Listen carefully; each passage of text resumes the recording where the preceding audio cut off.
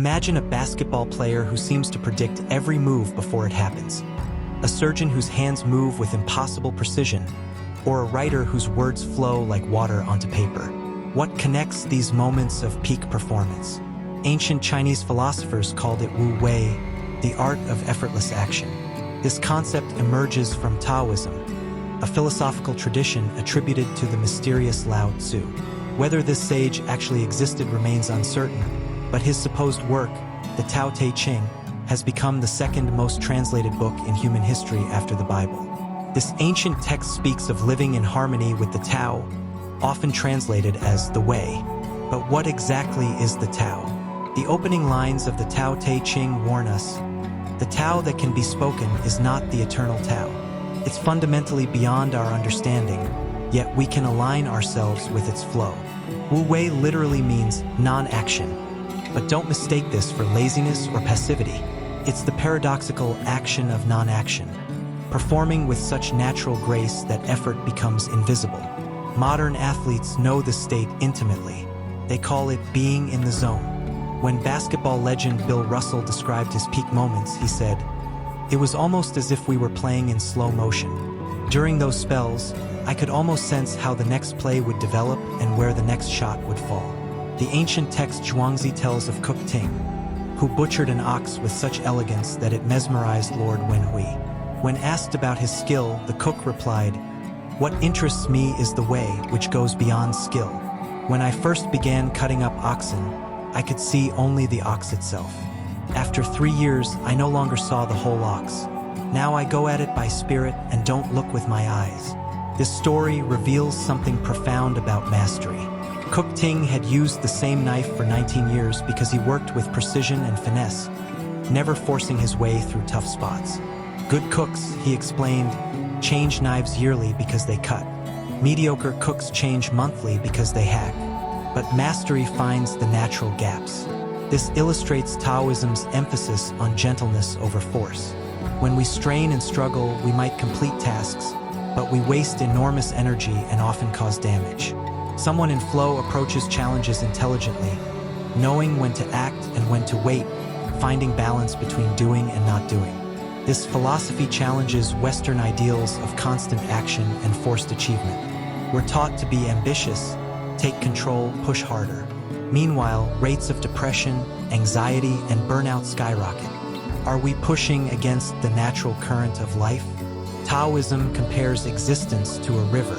The water has its natural course, and once we're in this river, we face 3 choices. Swim upstream against the current, cling desperately to branches along the shore, or release our grip and flow with the stream. Most of our lives, we're swimming upstream without realizing it. Our minds believe they can and should control the environment for survival. But this is somewhat egotistical, considering that the vast majority of processes within and around us operate beyond our control. Think about it honestly. We don't control our digestive processes, blood circulation, or wound healing. We can't control other people, the future, or even whom we fall in love with. Everything beyond our immediate actions simply moves in its natural direction, sometimes guided by intelligence, but mostly following natural patterns. Swimming with the current means aligning with this natural flow. This is the path of least resistance, allowing nature to unfold without fighting against it. The Taoist approach involves navigating the river rather than trying to control it, something that will never work. Water itself embodies Taoist virtue through its softness and humility. The Tao Te Ching states, "The highest good is like water, which nourishes all things and does not compete with them. It gathers in places people disdain." In this, it is like the Tao. Water may be soft, but it overcomes hardness, as we see in rock erosion. Water seeks lower places without ambition, purpose, or specific desires. Yet it nourishes everything it passes. It's an incredible life force doing divine work without any ego. Water is fluid, soft, and yielding, but water will wear away rock, which cannot yield and is destroyed.